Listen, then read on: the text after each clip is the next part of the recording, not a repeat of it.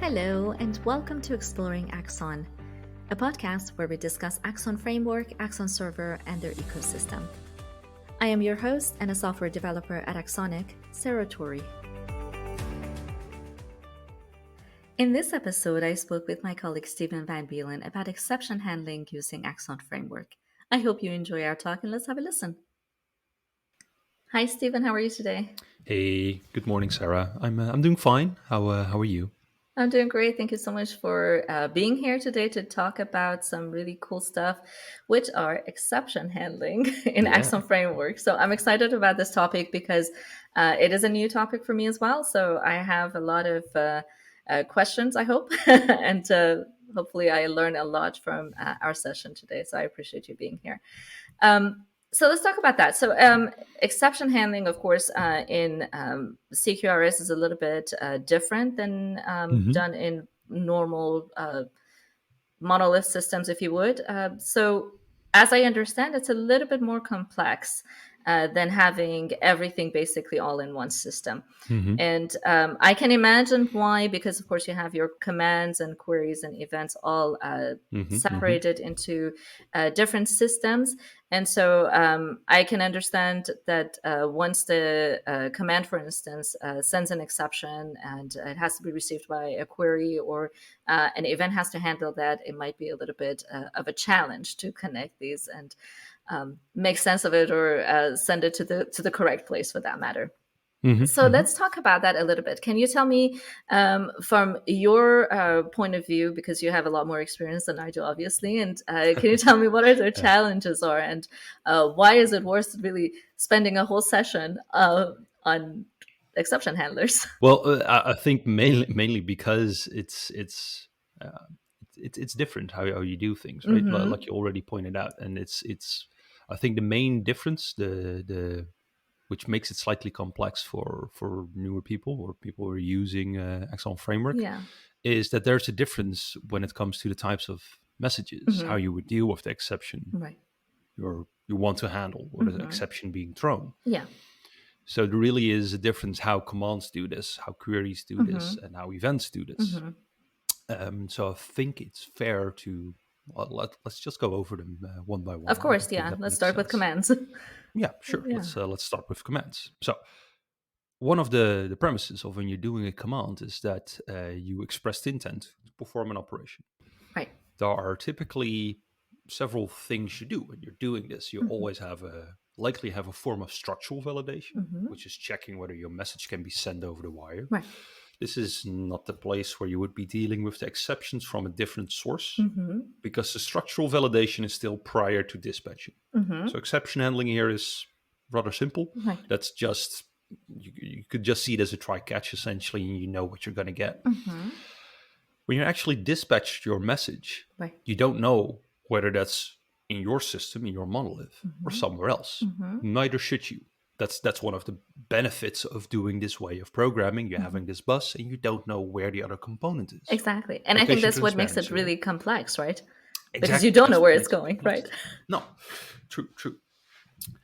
So let's assume we've sent it over the wire. The Mm-hmm. command has reached the command handler, and the command handler will do its business validation. Mm-hmm. It will check whether it's okay to perform that operation. Successful, publish an event.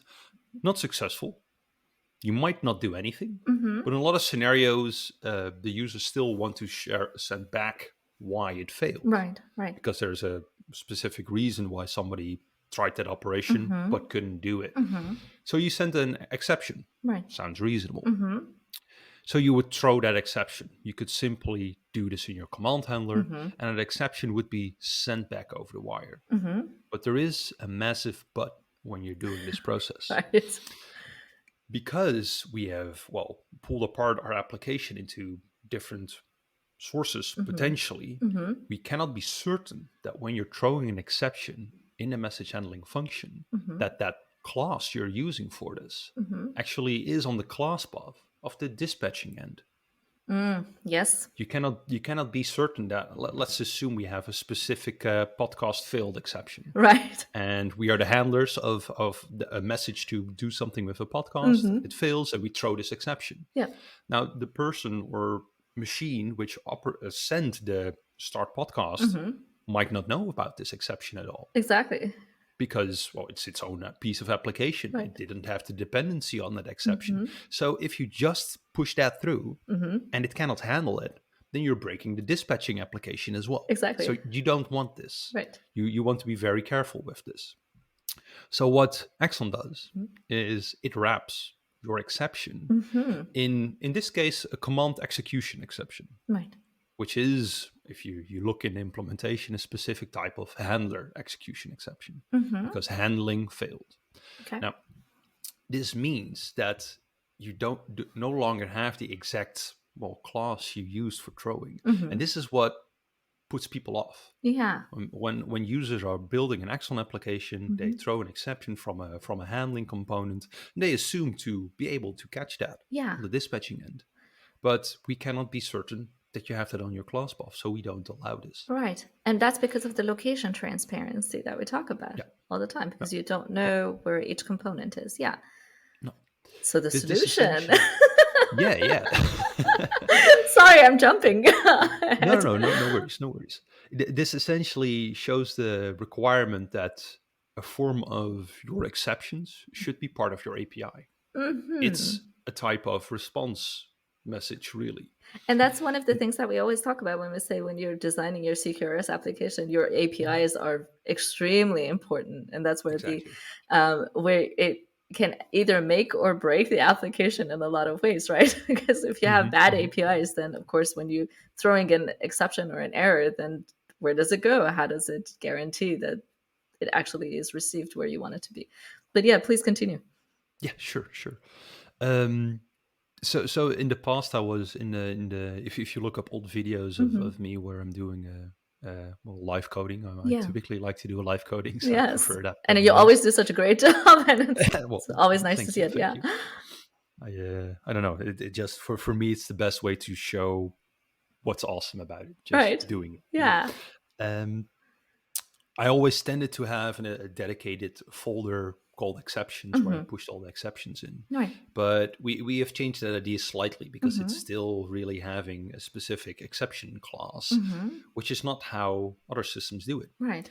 If you look at the HTTP status codes, for example, those can be successful or faulty in different formats. Right. It's that, essentially enumeration, which dictates what the failure was. So we're changing, or I'm also changing my story as Axon moves on. Yeah. That it's better to use status codes for this. Okay. Just have a dedicated enumeration in your API, which states what kind of exception was thrown from a handling component. Okay. Really. So in do. this case, then you don't really specify them in a class, but you then put them, just from my understanding, then you put them in your directly in your command handler. In that case, is that right? Yeah, so you could still, in this case, you would have your command handler. It needs to throw that command execution exception I've told about. Yeah. If you're not throwing it, the framework will wrap it in such a thing. Okay, got it. It will enforce you to do this. I left one thing out. My apologies. It's the command execution exception. The default approach takes in, from the top of my mind, a string, so the regular message, and the cause. There's another constructor where you can provide details, which is an object, which can be, whatever you desire it to be. It's this details object, which should be your status code thing. Okay. This means that instead of throwing, for example, a podcast failed exception, you would throw a command execution exception, filling in those details. Okay. The specific status code. Right. And then that is pushed over the wire. It's this specific type of exception which the framework knows, okay, whenever you're using Axon, which is very likely the case if you're dispatching a command through Axon, then you're certain to have a command execution exception. So we can always deserialize this. Okay. And it's whenever you're handling the exception from your operation sending point of view, that you can check whether those details are present and then do the logic you will. Okay. So in this case, when you throw exceptions, since it's essentially a message, right? It is sent through either the command bus or the command gateway. And usually when we're throwing commands, when we're dispatching commands, right, we recommend to use the command gateway, correct? In Correct. this case, is that also the case? Yes, I would still recommend so. Mm-hmm. Yes. And Yeah. is there a What's specific reason? it's just friendlier as an API goes. If you're using the command bus, then when sending a command, you need to wrap it in a command message, and when you're receiving a response, you get a command response message. Right. And it's this command response message which can be successful or exceptional. So you would have to do the check yourself. Is this message exceptional? Okay. Okay, then I can retrieve the exception and check whether Aha. what exactly happened. Yeah. And otherwise it's successful and you typically don't have anything because commands don't return anything. Right. If you're doing the command gateway, the framework does this for you. So it receives the command response message, checks whether it's successful or unsuccessful. Right. If it's successful, it returns the Great. successful result. If it's unsuccessful, it throws that exact exception. And there's again a slight difference. Yeah. If you're using the asynchronous approach, so you get a completable future, then you would need to use the exceptional method on the completable future to get the exception. I see. And as you mentioned, if there is no command handler, if the no command handler is available to dispatch this command, is that when we receive the no handler for command exception? Is that when it's thrown back? Yes. You would still get that. Yeah.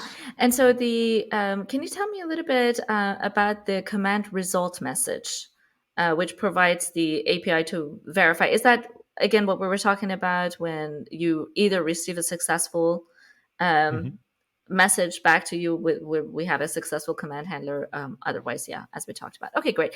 So if can we receive null? is that an option? Yes. As an exception? Yeah. Well, you wouldn't see it as an exception then. So from the you could argue this is slightly biased, but it is a valid return result. Okay. So let's assume you're handling a command and you're not happy with this command. You don't want to do a thing. You could just return and don't do anything. Okay. And then you essentially have a response of null. Okay. But that wouldn't be an exceptional result. It would still be a successful result. Okay, got the framework it. would only see it as exceptional if actually you have thrown an exception in your specifically. Yeah. Okay, got it. So there's also the notion of retry scheduler with the gateway. Can we talk about that a little bit? Yeah, that's a nice segue into this. Yes, definitely. The command gateway. Some might notice. Likely a lot don't. Yeah. Commands can fail for several reasons. Reasons which can be retried and some which cannot be retried. Okay. The framework defaults this to transient and non-transient exceptions. Only if it explicitly non-transient will the retry scheduler retry. At any note, the retry scheduler is a component you can configure on your command gateway, and it will automatically see if it was exceptional, and then just dispatch the command again if it sees, okay, I can retry this. We are actually in the process of enhancing the API a little bit to be a bit more friendly, because it currently that explicitly non-transient thing, that's the sole validation you have. It would be nicer if you could provide your own predicate or filter to configure how you want to decide how you retry.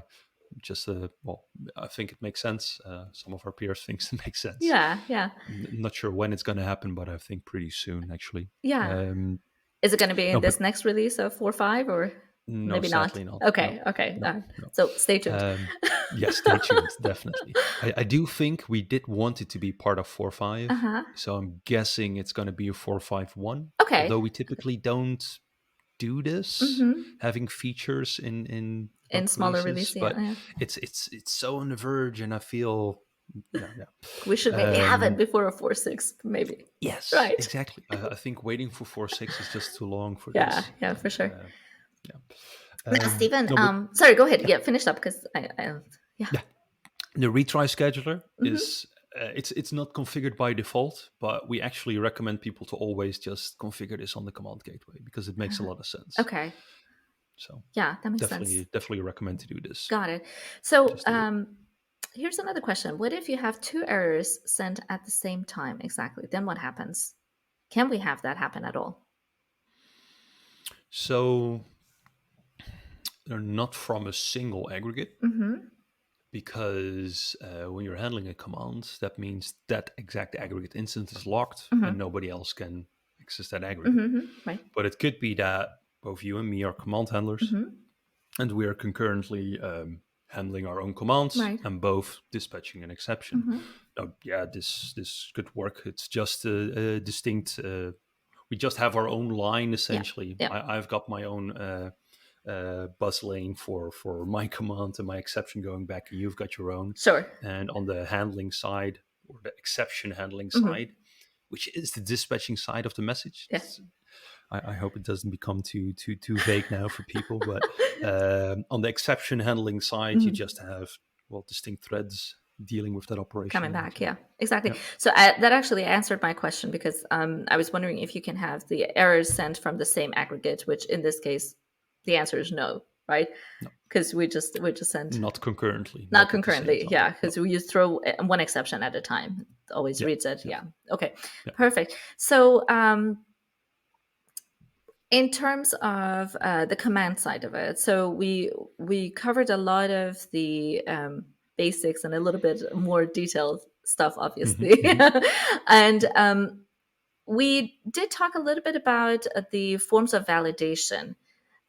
Did I miss anything more in terms of structural validation or the business validation? No, not at this stage. Okay, right. No. So moving on, let's get to the queue of the CQRS. Let's talk about the queries. So now we're sending messages. We're dispatching these messages, sending them through either the command bus or the command gateway. And we are sending them, let's say, to the query side, either to send some data or retrieve something. How does the query side handle this? The query side of things, well, essentially, there's a slight difference how you deal with exceptions depending on the type of query you're doing. Okay. So we again have this notion of a dedicated response message. If you would just be using the bus, so similar to the commands, we have a command message and a command response message. Right. This means there's also a query message and a query response message. Yes. The query message is to say, I want my information, and the response is what you actually return from your query message. It's this message which can, again, be exceptional or successful. Right. In most scenarios, it would be successful because you want to send back a portion of your query model, your query response. This could also fail.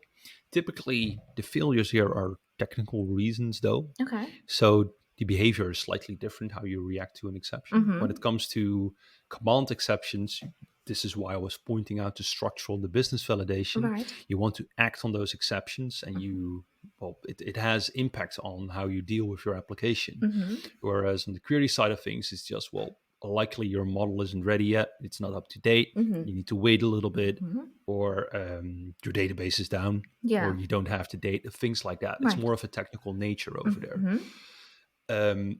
But in essence, you would have the same, just not a command execution exception. It would be a query execution exception. Okay. This is, again, an implementation of the handler execution exception, just as the other one, which allows you to provide a message and a cause, and you could add details. Okay. So again, you could use your, recommended status codes, which I would definitely, I've on a recent conference, I did a video on 4.4, so the new, the current latest release of Axon Framework. Yeah.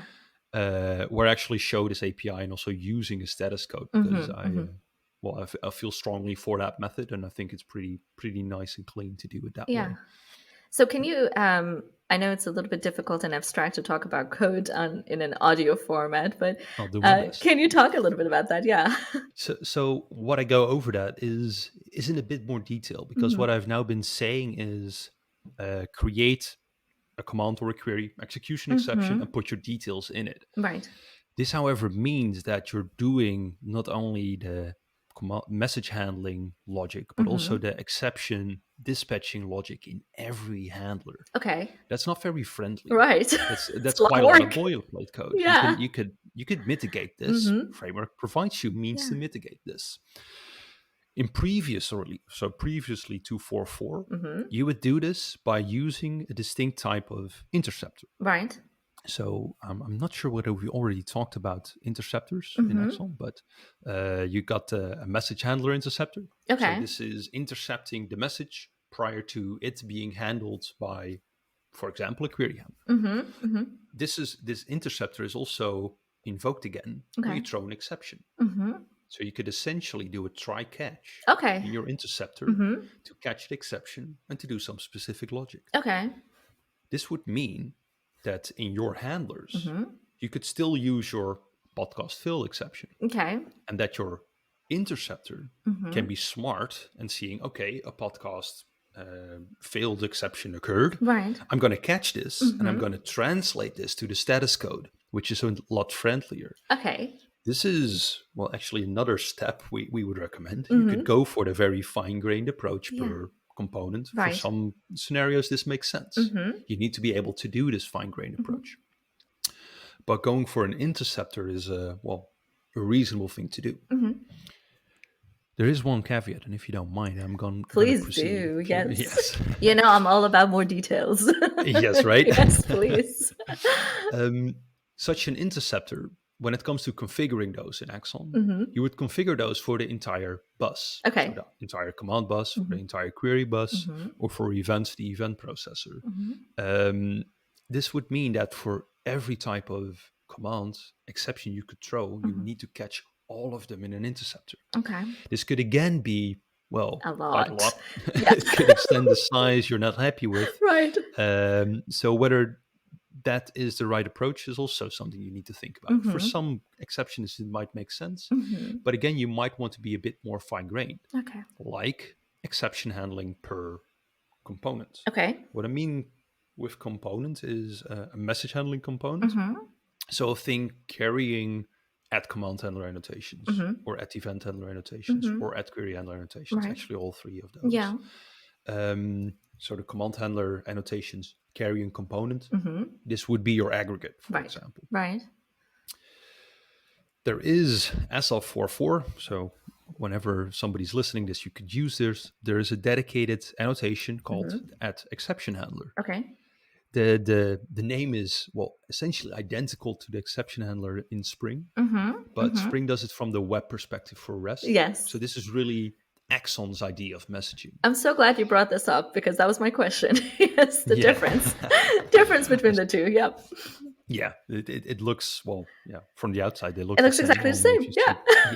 Right. It can be a bit misleading. But behind the scenes, it does different things, right? Exactly. What the framework does when you're creating an at exception handler annotated function is it creates such a message handler interceptor. Okay. But does the specific one for that exact component where you've added that function.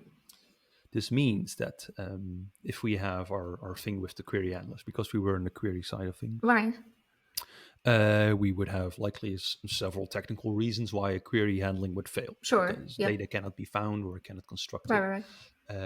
You would add an at exception handler annotated function in there. You could define on which exceptions it should react. Right. By default, it would do any. Yeah.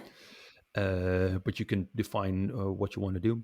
And there you would just catch the exception. And there you would do the logic of, okay, I need to translate to this status code or to this one or to this one. And that's actually what I do in that video I was talking about for our conference. Yep. So, Stephen, I have another question in regards to queries, because we have different types of queries, right? We have the point-to-point, scatter-gather, and the subscription queries. And in Axon Framework specifically, I think most of the times we use the subscription query, correct? Well, that's what we recommend. Yes, but it's still a bit all over the place when it comes to people using the query bus. So in case of handling these exceptions, for point-to-point, obviously it's pretty straightforward, easy. When you do scatter-gather, because you're sending this message to several different places and expecting several different queries to basically respond to your request. How do you handle these exceptions? Yeah, this is a very good question, actually, Sarah. That's I don't know. We had to make a decision on this part, so I'm going to add a layer for the listeners as well. A bit earlier, asked about the difference between the command bus and the command gateway. Yes, yeah. There is also a difference with when Query it comes to bus the and query query bus and gateway. the query gateway, how you're doing your exceptions. Right. If you're using the query bus, you actually get the query response message. You need to check whether it's exceptional, yes or no. Yeah. What we talked about earlier. With a point-to-point query, well, you would just have that one response message. Exactly. Right. So if you translate that process from the query bus to the query gateway, we could just go what we did with the command gateway. Right. You check if it's successful, you give the response. If it's exceptional, you throw the exception, or you push the exception in the completable future. Right. With scatter-gather, this is different. When you're doing the query bus, you get a stream, by the way, as a result from the scatter-gather. That's good to know. When you're using the query bus, you get a stream of query response messages. Right, exactly. So you can do this check yourself in, for example, a map operation or a filter if you want to filter out all the exceptions. Right, right. When you're using the query gateway, well, we cannot have a stream which is two different types. Exactly. That doesn't work. Right. So we have taken the stance that you always get the responses. This means that if you're using the query gateway, which we do recommend in most scenarios, and you're doing a scatter-gather, that you only get the successful results. Okay. Even if a query handler threw an exception, you're just not getting it. Okay. It would still be logged, by the way. Right. It's not that it's lost anywhere. Right. Exactly. You would still see it, but it's not on the where you get the results. You don't deal with it. So we had to take a biased stance here, which is a definite asterisk I want to put there, that you should be aware of this. Right. Yeah. And with the subscription queries, similar, right? Yeah. So in terms of using the gateway. Yeah. So when it comes to the subscription query, you have the initial result in the updates, and the initial result is essentially a point-to-point. Right. So you have the same behavior I talked about earlier. Exactly. You either have a response message you need to check yourself, right? You get the mono in this case, which is successful or exceptional. Yeah. When it comes to updates, it's a bit different because when people are using they need to use the query update emitter for this to emit those updates. Will they emit the exceptions? Well, in most scenarios, probably not. No, you don't do this. If you need to also dispatch exceptions, you would essentially create your own specific type of update object. Okay. Which could carry successful or exceptional. This really is back to the user if you want to do this, yes or no. There is still what I think now that I'm thinking about it, wanted to point out that there is indeed a difference between the query bus and the gateway. Yes. My apologies. I love that. We've done enough podcasts together that you know where I'm going. Yeah, but I always, when people are asking things, I always just go a certain direction. And, I feel I need to fulfill it completely. You know I'm going to ask that. Exactly. So please, With a subscription query, you essentially have two types of messages we do. Right. You have the query message with the query response and the subscription query update message. Right. This can, again, also be exceptional or successful. Okay. True. But in most scenarios, actually, virtually all, this would just be a successful from Axon's perspective. And it's the payload you put in it, the update, which can be... That can give you the information that you're asking. Okay, perfect. So a while ago, I had somebody who asked, how much does the framework do? And it is an interesting question, but also a question that's a little bit difficult to give an exact answer to. They were wondering how much of these exception handling and error handling is the job of basically the developer, or how much of it is handled by the framework. So I think a short response to that would be, you do have a lot of freedom to basically choose what kind of exceptions you want to throw and what kind of answers you will receive from that perspective of what the developer does, but also at the same time the framework does do a lot of things for you to make it a bit easier in a lot of ways. Is that a fair assessment, do you think? Yeah, I think so. It gives you a lot of handles to deal with it, but it's not It automatically. doesn't do the job for you. It No, doesn't no, parallel park for you. You have to do no. it. That would be cool, right? That would be No, cool. now that you're asking it, I'm not sure whether we could, because it's part of your Of API. course, We're yeah. not constructing your commands and queries either. Right. Um, yeah, I do think that the teachings, the Mm-hmm. training stuff, and the Mm-hmm. schooling about it, Mm-hmm. around it, Mm-hmm. we should enhance it. Yeah. Um, essentially, yeah, I'm thinking about enhancing this. Mm-hmm. Mm-hmm. Because there's a reason we're having this podcast as Sure, well, right? It's exactly. there need to be there just needs to be more information Right. about it out there. Right. Um, But it's good yeah, to, highlight these options that the framework does provide for you, as well as yeah, sure. really highlighting the fact that it really comes down to your APIs, because it is your system. It is Yeah, the information that you're trying to receive, or these exceptions that you're trying to throw. But if another thing that you mentioned a little bit earlier, which was the at exception handler, which we hmm have it both in the Spring side and also in Axon Framework. hmm Another good thing about it is that a lot of times, I have heard this question quite a few times, like, do you really need Spring to operate Axon as well? The answer is no. They're not related. They don't have to they're not married.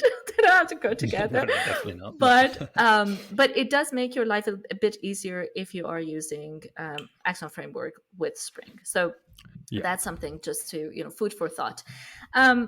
So we did cover commands and queries. Now let's get to my favorite part, which is events, because they Yes, are a little bit different. So let's talk yes. about There's events. again a difference in here. Yeah.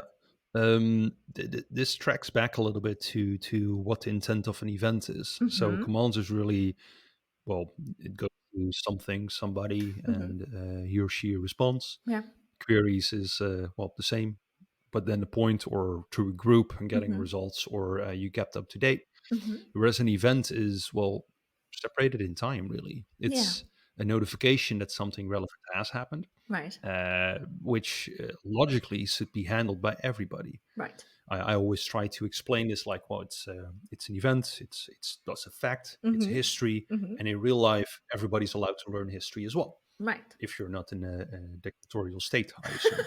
Even so, you do need Let's hope for that, right? Anyhow, because everybody is allowed to learn about those events, Mm-hmm. to read those, Right. you broadcast it to everybody. Right. This also means that when you're handling the event, well, Mm-hmm. because it's history, you don't know whether you're handling something current or something from the In the past, past. yeah. Yeah.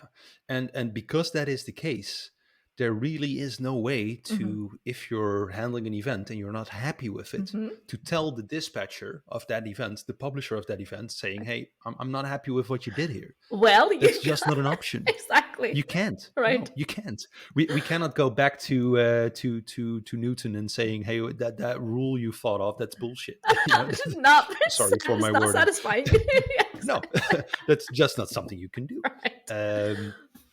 So you cannot do the same with events in Axon either. Right. If you're handling an event and you throw an exception, Mm-hmm. that doesn't mean the event gets rolled back. Mm-hmm. It Mm-hmm. happened. You need to deal with that fact. Right. This means that it's also your code which needs to deal with exceptions you would throw in Right. here. So that's this has been well, around a bit longer than the command Mm-hmm. and query specifics, Yeah. Yeah. because this was always a problem. The case, yeah. Currently, I do think we've covered this earlier. Axon uses a notion of an event processor Mm-hmm. Mm-hmm. as the technical component Right. to getting those events and giving them to your event handlers, Right. to your event handling components. Mm-hmm. It's here where you can configure two levels Mm-hmm. of exception handling. Okay.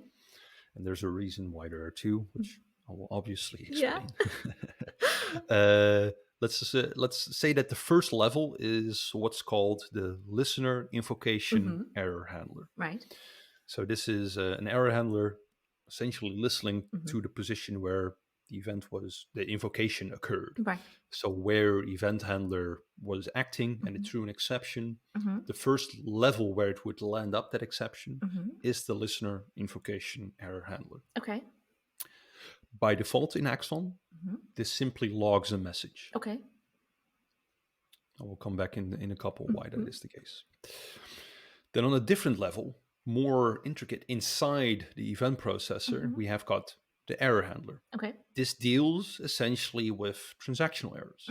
Whenever the position where you're storing your query models fails for whatever reasons, your database is being an ass and it simply cannot store your information. Right. It's on this place where if an exception occurs, we typically propagate the error. Okay. This means there is an implementation called the propagating error handler as well. Okay. Simple enough. Simple enough. It's very straightforward. Yeah. It handles the exception and just throws it again. Okay. This means that your event processor receives that exception and does its process of dealing with it. Okay. In a subscribing event processor, that means it would break down. If it's a tracking event processor, that means your tracking event processor would go in a retry loop. Okay. It would drop the claim on the tracking token it has. It would wait a little bit in an error back-off approach, and then it would try again. Okay. And then if it fails again, it would prolong the back-off period so that somebody else can pick it up. Okay. So this is a different approach as you've heard right now, right? This is the default which is in place. We feel that this listener invocation error handler as a logging thing makes sense because your event handling components, when they're handling an event and that fails, you can proceed, yes, because the default event processor is tracking. And you can have the tracking event processor.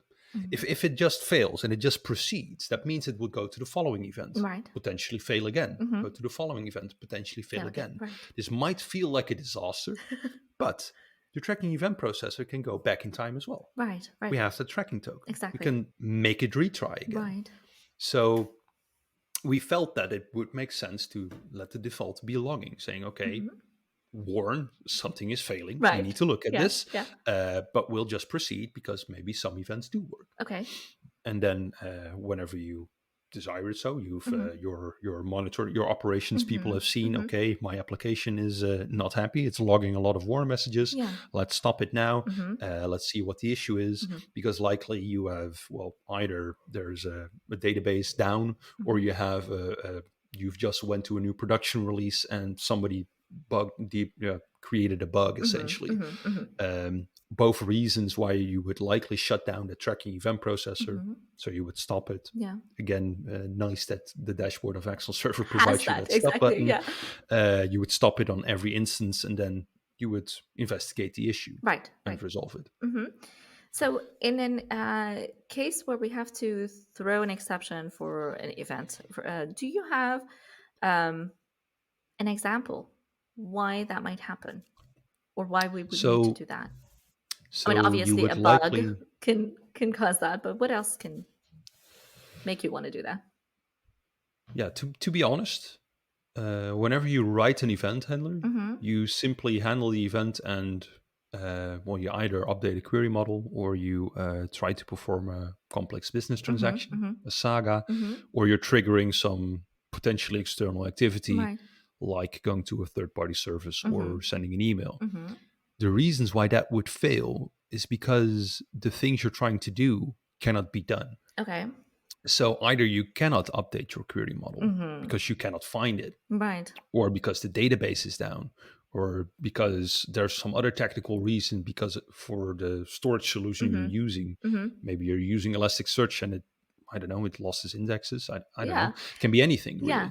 But it's similarly when you're sending an email, maybe your email service is down. Or on the Saga side of things, you're reacting to an event and likely dispatching a command. The command could fail. Yeah. Again, it's really not the event handling itself, but the action actions it's that are trying to causing do. it. So in that case, is it safe to say that, for instance, if there is something wrong with the query side, wouldn't you get exceptions or errors from the query side? Or similarly to the commands, if your command cannot be dispatched for whatever reason, if it's, say, if you're in a saga and your event is trying to dispatch a command or something like that, is it safe to say that you're more likely to get these exceptions from the query and the command side, or would it come from the event handler? Or could it The be command, both? yeah, could be. There is no real. This is a good question, actually. I don't know whether there would be a precedence over any of those. From my, if I look back from the period I've now been using Axon, the most scenarios popped up with event handling, actually, and they were, well, actually all of them were reasons, technical reasons. Yeah. The database was down, Yeah. for example, Right. or your external service was down or not happy with the thing you're trying to do. The command and query exceptions were, well, command exceptions were typically because you were not happy with what you're trying to do. Right. And query exceptions were, well, in turn, also the database being down. So again, the technical perspective of it all. So it's kind of hard to say which one comes first or which one takes precedent over the other. You Yeah. probably, if that's the case, if your database is down, you probably get like a million errors coming in at the Yes. same time anyways. Everything's going to break down. It's Nobody's going to be happy. explosions happening. You don't care which one's coming first. It's just No, throwing exactly. a lot of errors at you. That sounds fair. So we did talk about the APIs earlier in the command and query side. So is it a fair statement to say that with events, because we're not really dealing with these APIs, it stays within the class. These exceptions are staying in your class, and they're not really part of the API in this case. And that's why events are so different than commands and queries when it comes to exception handling. Exactly. Okay. Yeah, the process of dispatching the event and handling is really separated. Also, if you look at the implementation of it all, when it comes to the command bus and the query bus, those are essentially both the component dispatching but also handling.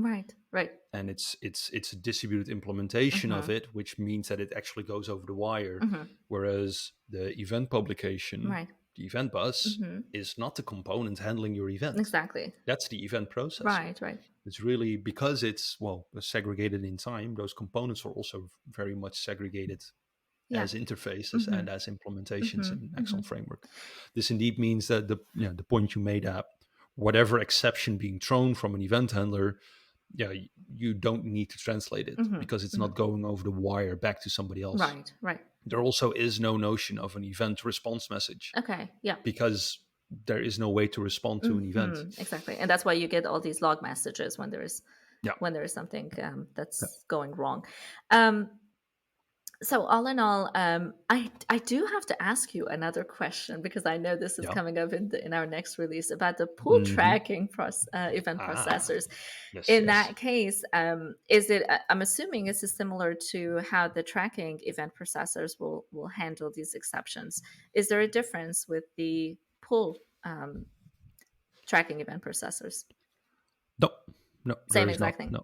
Okay. Exactly. Yes, there is again these two layers of error handlers: the listener invocation one and the error handler. If it fails right now, we by the way, we renamed it to PullStreaming event processor. Okay, fantastic. Quite recently, though, we Allard and I kept it a little bit in the dark. It's not been released yet, right? Yeah. We were at freedom. Yeah, We felt it was too vague to have a pulled tracking and a tracking. Tracking, exactly. They seem too similar, so we didn't want that. Now it is what I pointed out, that the tracking event processor retries on itself. The pull streaming event processor does this as well, also with an error backoff. We're actually thinking about a cleaner approach to retrying. Okay. Right now it's pretty harsh, and it's a pool of threads working. That's why it's called the pull streaming. Then the entire thread pool would wait for the exception. That's not very friendly. You would like to do this per thread in the pool, essentially. That makes sense.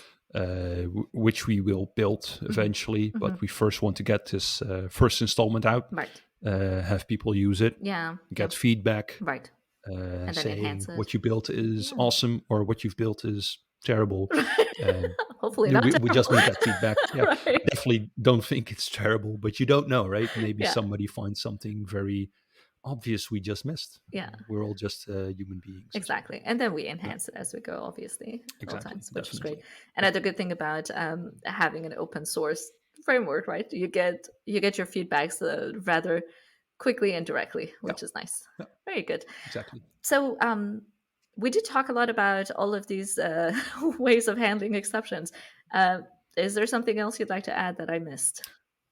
Yeah, there are two things I definitely want to share Yes, prior to stopping. So we've had that exception handler annotation, right? You could also use this for event handlers. Yes. Okay. So whenever an exception occurs, the @exception handler is really catching exceptions inside a class which has message handling functions. Right. So whether it's commands, queries, or events, it doesn't care. Yeah. All three of those. Take your benefit out of that. Right. For events, it's not always necessary, but you could use this. Command and queries, And there's another point which should be an implementation in Axon. That's the notion of a dead letter queue. So the command and query side of things is really going out or going in and going out with an exception or with a response, essentially. Right. When it comes to events, you might not want to simply log the exception. You might not want to stop with handling events either, because maybe just certain instances of a model fail and not the entirety of it all fails. This is where you would like to have the ability to say, okay, this event and all the following events updating a specific model should be put in a dead letter queue, which you can retry at a later stage. Okay. We don't have this in Axon right now. It is buildable in Axon. We know this. We know some users who've done this themselves. Right. I've guided some people on our Discuss platform as well to doing this. But I want to share with everybody who's listening that we are thinking about this, getting a nice API out there which would work in all the scenarios, that you don't have to do this yourself. Because the default of logging and either retrying if it's on the different transactional level, that's not always the most feasible.